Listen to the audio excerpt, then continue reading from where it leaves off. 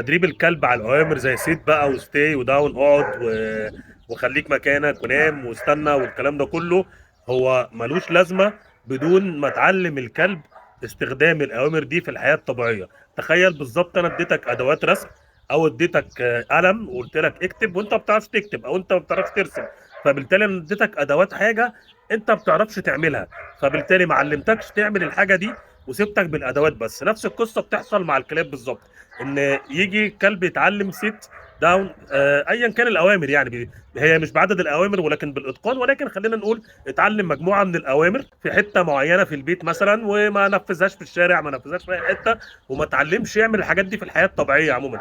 ما اتعلمش وهو بيعدي الشارع يقف يستنى مثلا ويقعد جنب صاحبه وهو على الليش مثلا. ما اتعودش واحنا خارجين من الباب نستنى يبقى فيه سيطره على الاندفاع شويه. ما استخدمتش الاوامر دي في ان انا اعلم الكلب انه يسيطر على اندفاعاته ويسيطر على يعني طبيعته شويه في الانطلاق والكلام ده كله. ما علمتش الكلب ان هو ينفذ الاوامر دي اثناء ما انا مثلا خارج في حته، او احنا في وسط ناس، او احنا بنتمشى في حته، او ماشيين في الشارع، او طالعين في حته، او في زحمه، او في كلاب، او في اطفال، او الكلام ده كله. فبالتالي الكلب اصلا شاطر جدا في العموم وبيعرف يعمل الحركات وبيعرف يعمل الاوامر وكده، بس تيجي تطلب منه الاوامر اللي انت اصلا في الاساس علمتها له علشان يريحك في الحياه الطبيعيه، تيجي تطلبها منه ساعه وجود سيناريوهات هو اصلا ما اتدربش عليها وما اتعلمش عليها وانت ما وريتهوش بتتعمل ازاي، تلاقيه يفشل تماما وتلاقيه ولا كانه متعلم حاجه ولا كانه فاهم حاجه.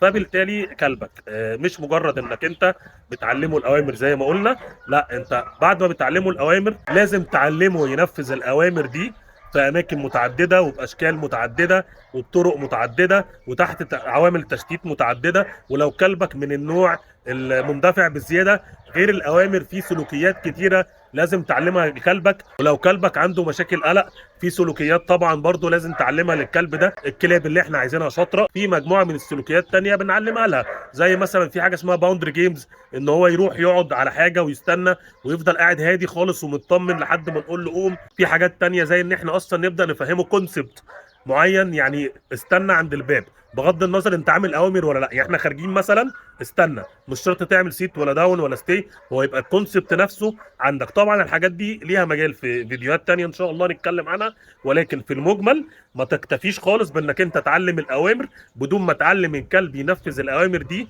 في سيناريوهات طبيعية منزلية وخارجية كتير ازاي. سلام عليكم.